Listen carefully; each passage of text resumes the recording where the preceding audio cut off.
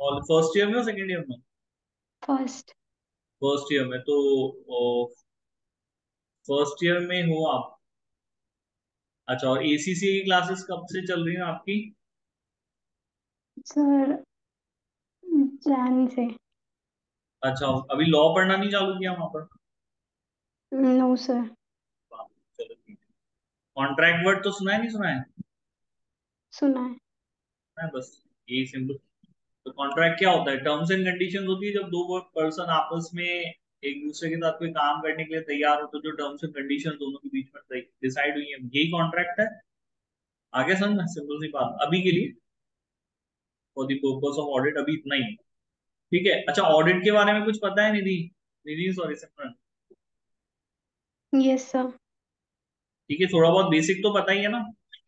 Yes sir. ठीक है, तो जब ऑडिट स्टार्ट करते हैं वो स्टार्ट होती है एंगेजमेंट लेटर से। Engagement letter is more like contract with your client कि भाई हम किन शर्तों पे आपकी ऑडिट करेंगे। ठीक है, तो वो एंगेजमेंट लेटर होता है। अब जो हमारा नेक्स्ट जो हम प्रोसीजर पढ़ने जा रहे हैं वो हम रिस्क पढ़ने जा रहे हैं। ठीक है। सो रिस्क क्या है भाई, ये हम लोग पढ़ लेते हैं। देखो, ऑडिट रिस्क होता क्या है, ऑडिट करने में रिस्क क्या है, ऑडिट रिस्क क्या है? देखो, ऑडिट का रिस्क का मतलब है कि भी जो हमारा ऑडिटर है, ठीक है, ध्यान से मेरी बात सुनना ना, व्हाट इज ऑडिट रिस्क। तो जो हमारा ऑडिटर है वो इन एप्रोप्रिएट इन एप्रोप्रिएट ओपिनियन यहां पर एक्सप्रेस कर दे। क्या कर दे यहां पर?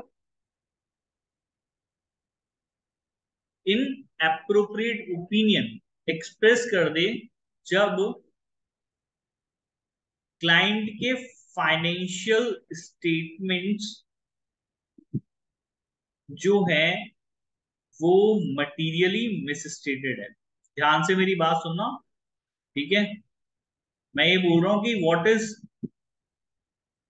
ऑडिट रिस्क, या ऑडिट करने में रिस्क क्या है। ऑडिट करने में रिस्क ये है कि जब ऑडिटर एक इन अप्रोप्रिएट ओपिनियन एक्सप्रेस कर दे जब फाइनेंशियल स्टेटमेंट यहां पर मटीरियली मिस स्टेटेड है। ये समझ में आया स्टेटमेंट, यस और नो? आया ना?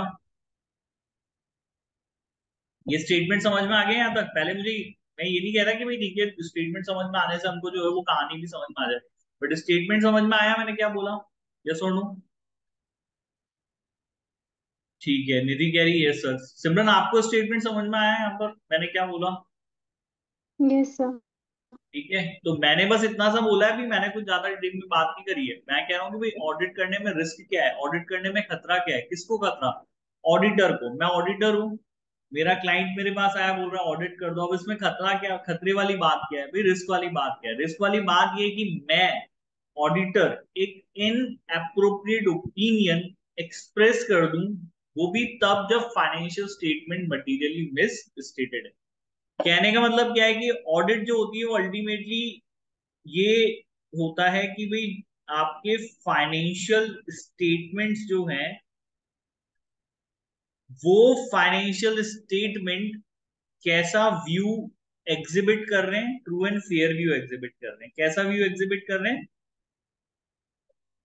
True and fair view exhibit करते हैं ये। देखो, ओपिनियन मेरे को देना होता है। ठीक है, पूर्वा आप भी आज फर्स्ट टाइम आए हो क्लास में, है ना? Yes sir. ठीक है, तो अभी ध्यान से पढ़ना। देखो, कोई चीज समझ में नहीं आया तो बताना, क्योंकि बहुत सारी चीजें हम यहाँ पे 3-4 चैप्टर में पढ़ चुके हैं ना। तो कुछ बेसिक टर्म्स अगर समझ में नहीं आए तो मेरे को बताना। थोड़ा बहुत पता है ऑडिट के बारे में यहाँ पे, ये सुन। Yes sir. ठीक है, तो आप इस चीज को समझिए कि एज अ ऑडिटर मेरा क्या काम है। मेरा काम ये है कि भाई मुझे अपने क्लाइंट के फाइनेंशियल स्टेटमेंट्स को देख करके बताना है कि वो जो फाइनेंशियल स्टेटमेंट्स हैं वो उस कंपनी का, उस बिजनेस के जो भी उन्होंने पूरे साल किया है बिजनेस, उसका ट्रू एंड फेयर व्यू का एग्जीबिशन करते हैं या नहीं करते। वो पिक्चर जो है ना पूरे साल की जो दिखा रहे हैं, देखो फाइनेंशियल स्टेटमेंट रिजल्ट है अल्टीमेटली।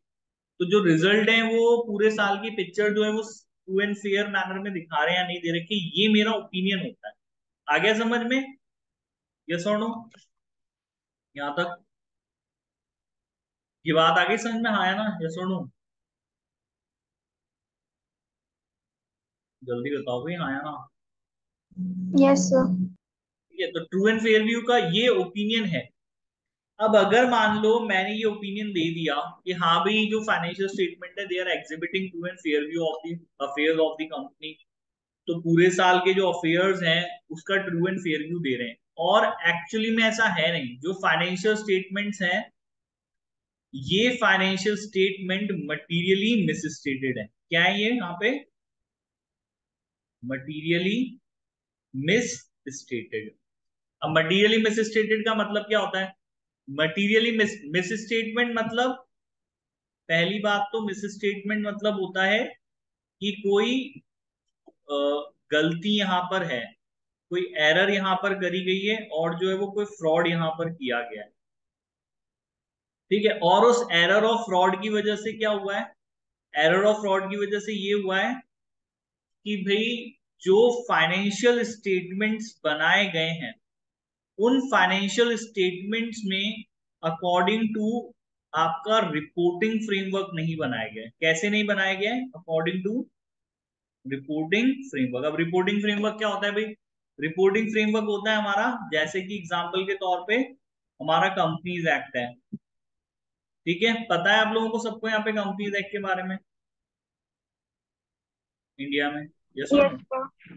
कंपनीज एक्ट है, कंपनीज एक्ट में फाइनेंशियल स्टेटमेंट का फॉर्मेट गिवन है कि भाई फाइनेंशियल स्टेटमेंट इस तरीके से बनने चाहिए, डेप्रिसिएशन ऐसे होना चाहिए, चार्ज डेफर्ड रेवेन्यू एक्सपेंडिचर्स को इस तरीके से, सबका ट्रीटमेंट गिवन है कंपनीज एक्ट 2013 में। यस और नो? आपने 12th में अकाउंटिंग पढ़ी, पता है ये चीज?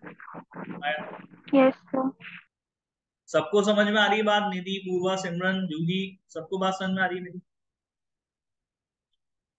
ठीक है, तो अब मैं क्या कह रहा हूँ कि भाई कंपनीज एक्ट 2013 के अंदर फ्रेमवर्क गिवन है। अब कंपनी ने फाइनेंशियल स्टेटमेंट बनाया and they are not as per the reporting framework, मतलब कंपनीज एक्ट 2013 के अनुसार उनको नहीं बनाया गया है। अब वो क्यों नहीं हुआ है? या तो भाई मेरे से देखो गलती हो गई है, किस चीज की गलती हो गई है? या तो मैं, मेरा फ्रेमवर्क समझने में मुझे गलती हो गई, मैं समझ नहीं पाया कंपनीज एक्ट 2013 के अंदर क्या बोला गया था, कैसे मुझे ट्रीटमेंट करना था, डेप्रिसिएशन को कैसे ट्रीट करना था, या फिर मैंने जानबूझ करके, फ्रॉड दैट इज इंटेंशनल, मुझे पता था कि क्या करना है फिर भी मैंने जानबूझ करके जो है एज पर रिपोर्टिंग फ्रेमवर्क अपने फाइनेंशियल स्टेटमेंट्स को ड्रॉ नहीं किया है। मैंने उस तरीके से फाइनेंशियल स्टेटमेंट नहीं बनाया जैसे कि रिपोर्टिंग फ्रेमवर्क के अनुसार मुझे बताने चाहिए थे। ठीक है, तो अगर ऐसा नहीं हुआ है तो ये मिस स्टेटमेंट कहलाएगा। क्या कहलाएगा भाई यहाँ पे? इसको हम क्या कहेंगे? इसे हम मिस स्टेटमेंट कहेंगे। आगे बात समझ में क्लियर है यहाँ पे? यस और नो? क्लियर है? जल्दी यस बताओ। सर। एग्जाम्पल के तौर पे मान लो कि भाई से फॉर एग्जाम्पल ना, ये सिर्फ एग्जाम्पल ही है, कि मान लो कंपनीज एक्ट कहता है या रिपोर्टिंग फ्रेमवर्क कहता है कि प्लांट एंड मशीनरी पे at the rate 10% depreciation charge करना है। कितना डेप्रिसिएशन चार्ज करना है भाई? प्लांट एंड मशीनरी पे 10% डेप्रिसिएशन चार्ज करना है। तो जब आप फाइनेंशियल स्टेटमेंट बनाओगे तो फाइनेंशियल स्टेटमेंट में हमको डेप्रिसिएशन प्लांट एंड मशीनरी पे कितना चार्ज करना चाहिए था? ये बताओ, कितना चार्ज करोगे? 10%। 10% ही करेंगे ना, अगर कंपनीज एक्ट में मेंशन्ड है कि भाई जब फाइनेंशियल स्टेटमेंट बना रहे हैं या आपको अलाउड ही इतना है। अब अगर मान लो 10% चार्ज करने की जगह मैंने फाइनेंशियल स्टेटमेंट में से 15% चार्ज कर दिया है, तो ये एक मटीरियल मिस, ये एक मिस स्टेटमेंट कहलाएगा। क्या कहलाएगा? इसको हम क्या बोलेंगे? इसे हम मिस स्टेटमेंट बोलेंगे। आ गई बात समझ में? क्लियर है बेटा यहाँ पे? यस और नो? मिस स्टेटमेंट वर्ड समझ में आ गया? आया ना सबको अच्छे से? जल्दी बताओ, आगे तभी पढ़ेंगे जब तुम लोग बोलोगे हाँ वैसे ठीक है समझ में आ रही है बात। सबको समझ में आया वर्ड मिस स्टेटमेंट यहाँ पे? यस और नो? Yes sir. ठीक है, यस सर। यहाँ पर एक डेफिनेशन है, देखो है ना। अब difference between the reported amount classification presentation disclosure of financial item and the amount classification presentation disclosure that is required that the item to be in accordance with the applicable financial reporting framework. ठीक है, इसको हम क्या कहते हैं यहाँ पे? Miss statement कहते हैं। तो डिफरेंस बिटवीन, किसके बीच में डिफरेंस है? अगर amount, classification, presentation, disclosure financial statement का, ठीक है, financial statement and the amount, classification, presentation, तो अगर एक्चुअली में जो आपने रिपोर्ट किया है अमाउंट या कैसे क्लासिफाई किया है या प्रेजेंटेशन किया, अगर वो किससे अलग है, अगर वो उस अमाउंट, क्लासिफिकेशन, प्रेजेंटेशन, डिस्क्लोजर से अलग है जो कि आपको एप्लीकेबल फाइनेंशियल रिपोर्टिंग फ्रेमवर्क के अनुसार करना चाहिए था, तो इसे हम मिस स्टेटमेंट कहते हैं। अब या तो ये मिस स्टेटमेंट गलती की वजह से होता है या फिर ये फ्रॉड की वजह से होता है। आगे बात समझ में क्लियर है बेटा? मेरी आवाज क्लियर नहीं आ रही है आप लोगों को? जल्दी बताओ। क्लियर है। सबको आ रही है? जूही, पूर्वा, सिमरन, आप तीनों को आ रही है आवाज क्लियर मेरी? Yes sir. मेरी तुम्हें दिक्कत आ रही है वॉइस में?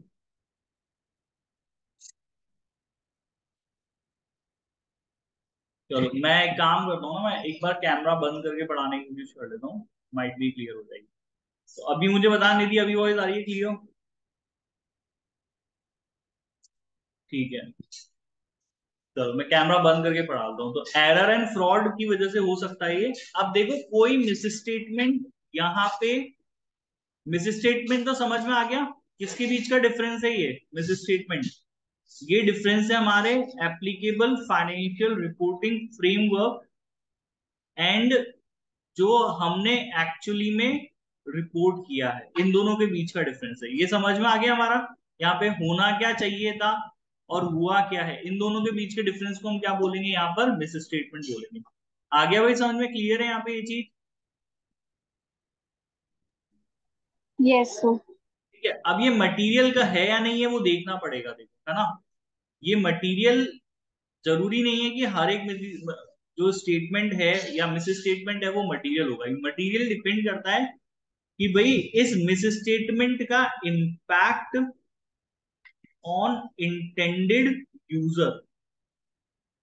अब इस मिस स्टेटमेंट का फर्क या इसका इम्पैक्ट फाइनेंशियल स्टेटमेंट को पढ़ने वाले पे क्या होगा? देखो फाइनेंशियल स्टेटमेंट बनाए जाते हैं ताकि जो लोग इंटरेस्टेड है बिजनेस में वो या बिजनेस के बारे में जानना चाहते हैं वो उसको समझ सकें।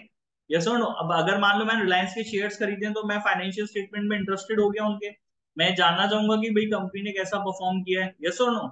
हाँ या ना? यस और नो हो गए? क्योंकि आप इंटरेस्टेड हो गए। तो अब एक बात को समझिए कि हर गलती का इम्पैक्ट या हर मिस स्टेटमेंट का इम्पैक्ट मटेरियल नहीं हो सकता है। ठीक है, गलतियां छोटी भी हो सकती हैं, गलतियां बड़ी भी हो सकती हैं। तो जो गलतियां बड़ी गलतियां होती है ना उनको मटेरियल मिस स्टेटमेंट कहते हैं। अब वो बड़ी तब है क्योंकि भाई जिस बंदे ने भी फाइनेंशियल स्टेटमेंट को पढ़ा उस गलती को देखने के बाद अपना डिसीजन जो है वो गलत ले लिया है। अब मान लो कि भाई से फॉर एग्जाम्पल मैंने प्रॉफिट्स जो हैं यहां पर, कैपिटल एक्सपेंडिचर और रेवेन्यू एक्सपेंडिचर में फर्क समझते हो क्या होता है? जल्दी बताओ, समझते हो नहीं समझते हो? Capital yes sir. Expenditure and क्या फर्क होता है भाई कैपिटल और रेवेन्यू के बीच में? तो बता सकता हूँ मुझे कैपिटल और रेवेन्यू एक्सपेंडिचर में क्या फर्क पड़ता है? कैपिटल एक्सपेंडिचर कब होते हैं? जब हम एसेट्स खरीदते हैं लॉन्ग टर्म। ये खर्चा कब होता है? जब हम लॉन्ग टर्म एसेट्स क्रिएट करते हैं। और रेवेन्यू एक्सपेंडिचर हम लोग कब करते हैं? वो खर्चे या वो एसेट्स जो कि साल भर में हमको रियलाइज हो जाएंगे। आ गई बात समझ में बेटा? क्लियर?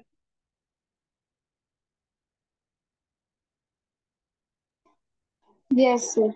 यदि पूर्वा सिमरन समझ में आया कैपिटल एक्सपेंडिचर रेवेन्यू? भाई कोई प्लांट खरीद लिया, कोई मशीनरी खरीद ली, जैसे आपके ऑफिस का आपने एसी खरीद लिया है, आपके ऑफिस में आपने फर्नीचर खरीद लिया है, तो ये वो खर्चे हैं जो कि एक साल में जो है हम पूरा उसको अपने प्रॉफिट से कम नहीं कर देंगे, हम उसको डेप्रिसिएशन चार्ज करते हैं, धीरे धीरे उनको हम प्रॉफिट से कम करते हैं। और रेवेन्यू एक्सपेंडिचर्स को हम पूरा जो है वो इसी साल अपने प्रॉफिट्स में से कम कर देते हैं, कैपिटल एक्सपेंडिचर को नहीं करते। अब मान लो आपने से फॉर एग्जांपल अपने ऑफिस के लिए एक एसी खरीदा था, अब ये कैपिटल एक्सपेंडिचर है या फिर ये रेवेन्यू एक्सपेंडिचर है? कैसा एक्सपेंडिचर है ये?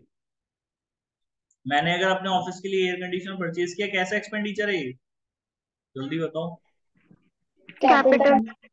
कैपिटल एक्सपेंडिचर है। तो मुझे अब से फॉर एग्जांपल कि ये 1.5 लाख रुपीस का एसी था, अच्छा महंगा एसी खरीदा, तो मुझे 1.5 लाख रुपीस ये, अगर मान लो मैंने इससे रेवेन्यू समझ के चार्ज कर लिया, मैंने मान लो पूरे 1.5 लाख रुपए अपने प्रॉफिट से कम कर दिए, तो ये गलत कर दिया ना। As per applicable financial reporting framework की मिस स्टेटमेंट है, ये गलती करी है आपने, ऐसा नहीं होना चाहिए था। यस और नो, आया ना। अब इससे यस मेरे सर। प्रॉफिट जो है बहुत हद तक कम हो जाएंगे। अब अगर मैं कोई बड़ा बिजनेस नहीं हूं, मैं छोटा सा ही बिजनेस हूं, और इस गलती की वजह से मेरा जो प्रॉफिट है वो पूरा का पूरा जीरो हो गया है। क्या हो गया? पूरा का पूरा जीरो हो गया है। अब इधर से आया income tax department. Income tax department ने बोला कि भाई कितना प्रॉफिट कमाया है आपने, और आपने कितना प्रॉफिट कमाया कैसे पता चलेगा? फाइनेंशियल स्टेटमेंट से पता चलेगा बेटा, वो तो इनकम टैक्स डिपार्टमेंट को। हाँ या ना, यस और नो? ऐसे ही होगा ना ये तो। Yes sir. अब फाइनेंशियल स्टेटमेंट से पता चला, income tax department will become intended user. क्या बन गया? इनकम टैक्स डिपार्टमेंट हमारा इंटेंडेड यूजर बन गया। और उसने फाइनेंशियल स्टेटमेंट देख करके बोला कि भाई इनकम टैक्स नहीं लगेगा। तो अगर आप ये 1.5 लाख रुपए रेवेन्यू की तरह चार्ज करते, तो फिर तो डेप्रिसिएशन चार्ज करते, तो पूरा का पूरा प्रॉफिट हमारा जीरो नहीं होता? तब तो फिर हम डेप्रिसिएशन ही चार्ज करते। मान लो भाई 15,000 रुपए डेप्रिसिएशन है, तो मेरा प्रॉफिट बच जाता बहुत सारा, उसके ऊपर इनकम टैक्स डिपार्टमेंट टैक्स का लगाता। तो आप ये समझिए कि अगर जो मिस स्टेटमेंट जो गलती करी गई है उसका इम्पैक्ट ऐसा है कि भाई जो उसको देखेगा, जो उसको पढ़ेगा, उसके डिसीजन के ऊपर इम्पैक्ट आ सकता है। वो अपना जो निर्णय लेने वाला है फाइनेंशियल स्टेटमेंट देखने के बाद, वो बदल सकता है। तो ऐसे मिस स्टेटमेंट को हम मटीरियल मिस स्टेटमेंट बोलते हैं। आया समझ में क्लियरली यहाँ पे? यस और नो? आया ना सबको? Yes Nidhi, sir. समझ में आया आप तीनों को, चारों को बच्चों? Yes sir. अब मिस यस स्टेटमेंट सर। का मतलब हो गया कि भाई क्या as per financial reporting framework हमको रिपोर्ट करना चाहिए था, और क्या हमने रिपोर्ट किया। अगर दोनों में फर्क है, वो मिस स्टेटमेंट है। और मटीरियल मिस स्टेटमेंट का फर्क इम्पैक्ट मतलब ये हो गया कि अगर वो मिस स्टेटमेंट इतना बड़ा है, वो गलती इतनी बड़ी है कि जब कोई उस गलती के बाद फाइनेंशियल स्टेटमेंट्स को देखेगा, तो वो अपना डिसीजन यहाँ पर जो है वो गलत ले सकता है, या उसका डिसीजन जो है वो क्या हो सकता है, यहाँ पर चेंज हो सकता है। तो ऐसे मिस स्टेटमेंट को हम क्या बोलते हैं बेटा? मटीरियल मिस स्टेटमेंट बोलते हैं। नाउ ऑडिट रिस्क क्या है? ऑडिट रिस्क ये है कि मान लीजिए कि आपके फाइनेंशियल स्टेटमेंट में ऐसा कोई मटीरियल मिस स्टेटमेंट है। क्या है भाई यहां पर? ऐसा कोई मटीरियल मिस स्टेटमेंट यहां पर आपके फाइनेंशियल स्टेटमेंट में। और मटीरियल मिस स्टेटमेंट होने के बाद भी अगर ऑडिटर यहां पर अपना ओपिनियन दे दे, क्या ओपिनियन दे दे? कि भाई जो फाइनेंशियल स्टेटमेंट है वो कंपनी के या बिजनेस का ट्रू एंड फेयर व्यू का रिप्रेजेंटेशन करते हैं, तो ये ओपिनियन अप्रोप्रिएट ओपिनियन हो जाएगा, इनअप्रोप्रिएट ओपिनियन हो जाएगा? ये बताओ कैसा ओपिनियन हो जाएगा? इनअप्रोप्रिएट। इनअप्रोप्रिएट हो गया। एक तो भाई फाइनेंशियल स्टेटमेंट के अंदर बड़ी गलती है, ऐसी गलती की जिसको देख करके लोग जो है वो गलत निर्णय ले सकते हैं, गलत डिसीजन ले सकते हैं। और ऑडिटर कह रहा है कि भाई यहाँ पर जो फाइनेंशियल स्टेटमेंट है वो ट्रू एंड फेयर व्यू का रिप्रेजेंटेशन कर रहे हैं, तो ये इनअप्रोप्रिएट ओपिनियन हो गया इस परिस्थिति में। इस रिस्क को, इस डर को बेटा अपन क्या कहते हैं? यहाँ पे ऑडिट रिस्क कहते हैं। आ गया भाई समझ में? क्लियर यहाँ पे? यस और नो? हाँ या ना? अच्छे से? आगे नहीं आगे? जल्दी बताओ फिर आगे बढ़े। आ गया समझ में ऑडिट रिस्क? Yes sir. सबको आया? Juhi, Nidhi, Purva? Yes sir. Yes sir. क्या ना, तो बहुत ही सिंपल ये चीज आपको याद हो जानी चाहिए कि व्हाट इज ऑडिट रिस्क। तो ऑडिट रिस्क इज बेसिकली इस बात का रिस्क कि हमारा ऑडिटर एक इनअप्रोप्रिएट ओपिनियन दे दे जबकि यहाँ पर financial statement materially miss stated हो। इस रिस्क को हम क्या बोलेंगे? यहाँ पर ऑडिट रिस्क बोलेंगे। क्लियर है बेटा? आगे बढ़े इसको यहाँ पे, यस और नो?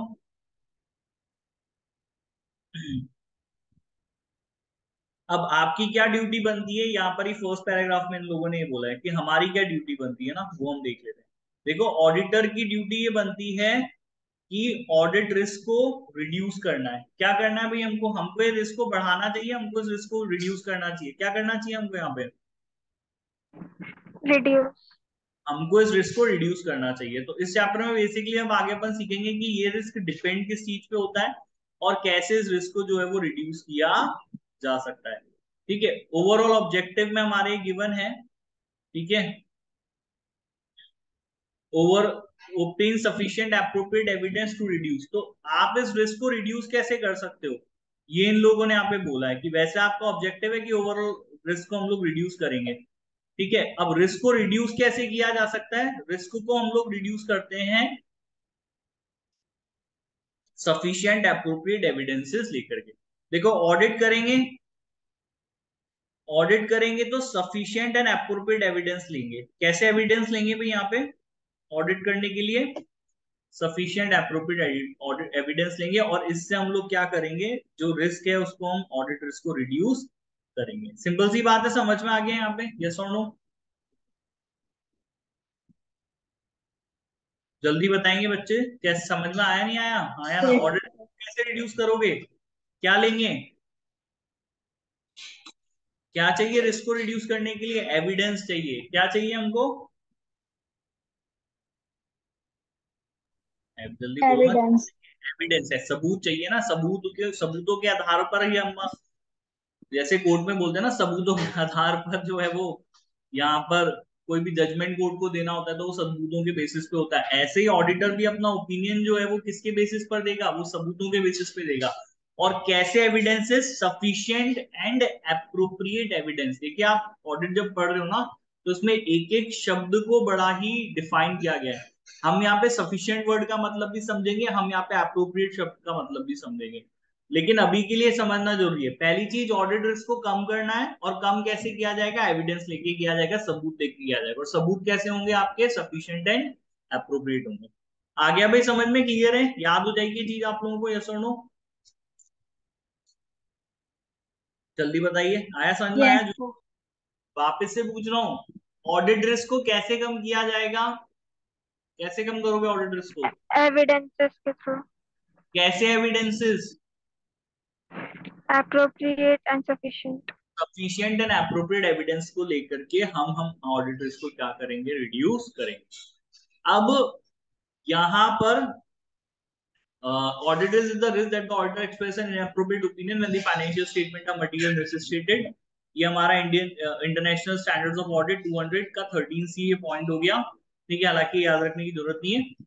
इसका मतलब जब आप एक अनमॉडिफाइड ऑडिट ओपिनियन देते हैं, अब देखो जो हमारी ऑडिट रिपोर्ट होती है ना, क्योंकि हर टर्म जो है वो धीरे धीरे हम लोगों को समझ में आएगी। ऑडिट रिपोर्ट में जो ऑडिटर अपना ओपिनियन देता है, ठीक है, या रिपोर्ट जो है वो कंक्लूड करता है। अब आपकी रिपोर्ट कितनी तरह की हो सकती है? आपकी रिपोर्ट दो तीन तरह की हो सकती है। एक रिपोर्ट होती है अनमॉडिफाइड। कैसी रिपोर्ट होती है आपकी? अनमॉडिफाइड। एक होती है मॉडिफाइड। ठीक है, और एक रिपोर्ट आपकी आ जाएगी यहाँ पर जो हम आगे पढ़ेंगे, जिसमें हम लोग डिस्क्लेम बोलते हैं। क्या बोलते हैं इसको हम यहाँ पे? डिस्क्लेम। चलो ये तो आगे पढ़ेंगे। अब एक ये दो तरह की रिपोर्ट्स के बारे में आपको डिस्कस करता हूँ। एक होता है अनमॉडिफाइड रिपोर्ट, एक होती है हमारी मॉडिफाइड रिपोर्ट। भाई जो पूर्वा सिमरन जैसे ना, आप नए बच्चे हो तो समझ लो। देखो, ऑडिट स्टार्ट होती है, ठीक है, और ऑडिट एंड होती है। तो ऑडिट जो एंड होती है ना, वो एंड होती है ऑडिट रिपोर्ट के साथ में। किसके साथ में एंड होती है? ऑडिट रिपोर्ट के साथ। आ गई बात समझ में? सिंपल। जल्दी बताओ, समझ में आ गया? एंड कहाँ होगी हमारी ऑडिट? खत्म कहाँ पे करेंगे हम लोग ऑडिट? खत्म कैसे करेंगे अपनी ऑडिट? ऑडिट रिपोर्ट देके। कैसे करेंगे भी खत्म हम लोग? ऑडिट रिपोर्ट देखे। ऑडिट रिपोर्ट देके हम लोग खत्म कर देंगे भी। काम चालू किया, काम किया, रिपोर्ट बनाई, जिसको हम रिपोर्ट ऑडिट रिपोर्ट कहेंगे, उसमें हम हमारा ओपिनियन देंगे। अब रिपोर्ट हमारी अनमॉडिफाइड हो सकती है, मॉडिफाइड हो सकती है। अच्छा, अगर कोई गलती नहीं है तो ऐसी रिपोर्ट को अनमॉडिफाइड रिपोर्ट कहते हैं। क्या कहते हैं हम पे?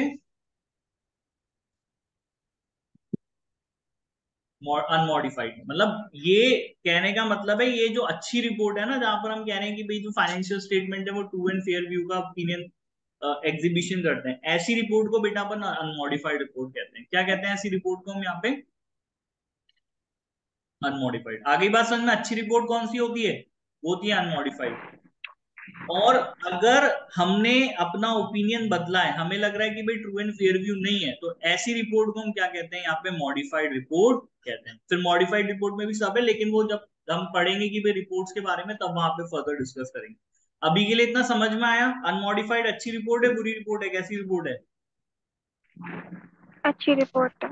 रिपोर्ट है। तो आप ये कह रहे हो अनमॉडिफाइड रिपोर्ट का मतलब हुआ कि आप ये कह रहे हो कि वो financial statement true and fair view का एग्जीबिशन करते हैं, और जबकि वो नहीं कर रहे हैं, उनके अंदर मटेरियल मिस स्टेटमेंट है। तो यहाँ पर इन लोगों ने टर्म इसलिए यूज किया है। इसका मतलब कहने का ये कि this mean that they give an unmodified audit opinion when the financial statement are materially misstated. If this were to happen, the auditor could be sued. अब अगर मान लीजिए ऐसा हुआ, भाई आपके ऊपर क्या, अब आप सोचोगे कि बच गए, ये तो गलत किया ना कि भाई जब financial statement materially miss statement है, तो हमने कैसे जो है वो अनमॉडिफाइड रिपोर्ट इश्यू कर दी है? हमें तो मॉडिफाइड रिपोर्ट इश्यू करनी चाहिए थी। यस और नो? अगर मटेरियल स्टेटमेंट है तो हम कैसी रिपोर्ट जारी करेंगे? अनमॉडिफाइड करेंगे, मॉडिफाइड करेंगे? कैसी रिपोर्ट जारी करोगे आप? अच्छी रिपोर्ट जारी करोगे या फिर मॉडिफाई करोगे अपनी रिपोर्ट को? क्या करोगे? अनमॉडिफाइड। नहीं नहीं, मैं ये बोल रहा हूं कि अगर फाइनेंशियल स्टेटमेंट में मटेरियल मिस स्टेटमेंट है, ध्यान से मेरी बात सुनना, देखो अनमॉडिफाइड रिपोर्ट आप तब जारी करते हो जब सब कुछ ठीक है ना? अगर आप इसको इसे सिंपल कर लेते हैं, अगर ये समझिए कि आपने पूरे साल पढ़ाई करी है और आपके हर सब्जेक्ट में अच्छे मार्क्स आए, तो आपका जो रिजल्ट है वो अनमॉडिफाइड जारी होगा, उसमें कोई बदलाव नहीं किया है। कहने का मतलब अच्छा रिजल्ट हम लोग जारी करेंगे। ऐसे ही बिजनेस होता है, बिजनेस में अगर उन्होंने फाइनेंशियल स्टेटमेंट सही से बनाए हैं और जो कुछ भी उन्होंने पूरे साल किया है और वही चीज फाइनेंशियल स्टेटमेंट में दिख रही है, तो मैं अनमॉडिफाइड रिपोर्ट जारी करूंगा। ये बात समझ में आई? क्लियर हुई ये चीज? यस और नो? Yes sir. ठीक है। अगर ऐसा नहीं है, बिजनेस में जो कुछ भी पूरे साल हुआ उसको पूरी तरीके से फाइनेंशियल स्टेटमेंट्स में जो है वो प्रॉपर नहीं डिस्क्लोज कर रहे हैं, उस फाइनेंशियल स्टेटमेंट में गलतियां हैं, जो एप्लीकेबल फाइनेंशियल रिपोर्टिंग फ्रेमवर्क के अकॉर्डिंग उसमें होना चाहिए था वो नहीं है, वो proper true and fair view का एग्जीबिशन नहीं करते, तो ऐसी स्थिति में हम लोग अपनी रिपोर्ट को मॉडिफाई करते हैं। तो उसको हम मॉडिफाइड रिपोर्ट करते हैं। मतलब जब मॉडिफाई करिए तो कुछ ना कुछ गड़बड़ हुई है, कुछ ना कुछ गलती हुई है, दैट इज नॉट गुड। आ गई बात समझ में? यस और नो? हाँ या ना? Yes sir. सबको जूही, निधि, सिमरन, पूर्वा, चारों बच्चों को समझ में आई ये बात यहाँ पे? यस और no? Yes sir. Now yes sir. Understand my question. मान लीजिए कि फाइनेंशियल स्टेटमेंट मटीरियली मिसस्टेटेड थे, तो आपको रिपोर्ट कैसी जारी करनी चाहिए थी? मॉडिफाइड करनी चाहिए थी, अनमॉडिफाइड करनी चाहिए थी? मॉडिफाइड। मॉडिफाइड रिपोर्ट जारी करनी चाहिए थी। सबको आ गया? निधि, पूर्वा, सिमरन, चार तीनों बच्चों को समझ में? ठीक है। तो अब अगर मान लीजिए आपने रिपोर्ट अनमॉडिफाइड ऑडिट ओपिनियन दे दिया, अनमॉडिफाइड रिपोर्ट आपने अगर जारी कर दी, तो लोग क्या सोचेंगे? फाइनेंशियल स्टेटमेंट सही है। जो पढ़ेगा वो तो यही सोचेगा कि हाँ भाई, जब ऑडिटर साहब ने कह दिया कि भाई कोई दिक्कत ही नहीं है, financial statement true and fair view का रिप्रेजेंटेशन कर रहे हैं, तो लोग पढ़ेंगे, और पढ़ेंगे तो गलत निर्णय लेंगे, नुकसान होगा उससे उनको। होगा नहीं होगा बेटा?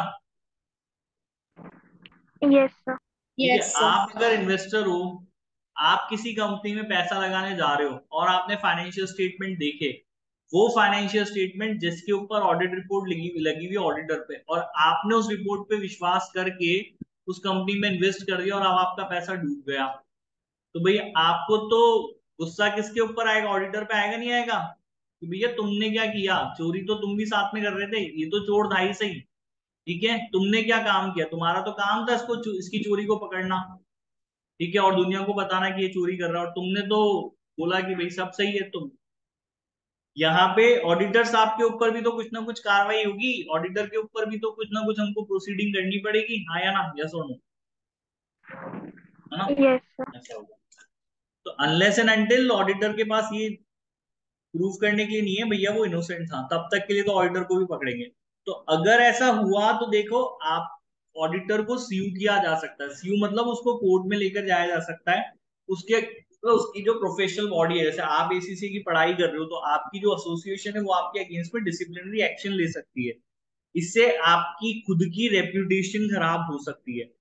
ठीक है, तो अगर आप ऐसा नहीं चाहते हो तो आपको अपनी ऑडिट इस तरीके से करनी चाहिए कि आप ऑडिट को एक्सेप्टेबली लो लेवल तक, जो ऑडिट रिस्क है उसको कहां तक रिड्यूस कर पाओ, एक्सेप्टेबली लो लेवल तक रिड्यूस कर पाओ। आगे बेटा बात समझ में क्लियरली यहाँ पे, यस और नो? हाँ या ना? सर ये थर्ड Yes, पॉइंट sir. दोबारा समझा दो। थर्ड पॉइंट में वापस समझाता हूं। तो अगर आप ये चाहते हो कि भाई आपकी रेप्यूटेशन खराब नहीं हो, या आप चाहते हो कि भाई कल को मेरे अगेंस्ट में कोई एक्शन नहीं हो, कोई मुझे कोर्ट में नहीं लेकर के जाए, या मेरी जो प्रोफेशनल बॉडी है वो कोई डिसिप्लिनरी एक्शन नहीं ले, तो ऑडिटर को अपनी ऑडिट इस तरीके से प्लान एंड परफॉर्म करनी चाहिए कि जो ऑडिट रिस्क है वो एक्सेप्टेबली लो लेवल तक रिड्यूस हो जाए। कहने का मतलब आपको काम इस तरीके से करना पड़ेगा कि हम रिस्क को कम से कम स्तर तक, कम से कम लेवल तक बेटा क्या करें, यहाँ पर रिड्यूस कर दें। आइए अब बात समझ में क्लियरली, यस और नो? Yes sir. ठीक है, और ऊपर मैंने बताया वो करेंगे कैसे। ऑफ कोर्स सी बात है, एविडेंसेस लेकर के, ऐसे एविडेंस जो कि सफिशिएंट और एप्रोप्रिएट हो। ठीक है, और डिटेल में इसको जो है वो हम कल पढ़ेंगे। आज यहाँ तक समझ में आया अच्छे से बच्चों आपको? यस। सबको, निधि, पूर्वा, सिमरन, जूही, चारों बच्चों को समझ में आया आज की क्लास में अच्छे से? Yes, sir. चलो, Yes, sir. इसको कल हम कंटिन्यू करेंगे आगे। ठीक है, और कोई डाउट हो तो प्लीज लेट मी नो कि सर कोई डाउट है या कोई चीज समझ में नहीं आ रही है। कोई डाउट नहीं है? आज की क्लास में अच्छे से समझ में आया आप लोगों को? आया? चलो, यस। चलिए फिर आज की क्लास को एंड करें। एक बार कल पढ़ के आइएगा, हम इसको कल रिवाइज करेंगे, फिर हम फर्दर आगे कंटिन्यू करेंगे। चलिए बाय, गुड नाइट, मिलते हैं हम लोग।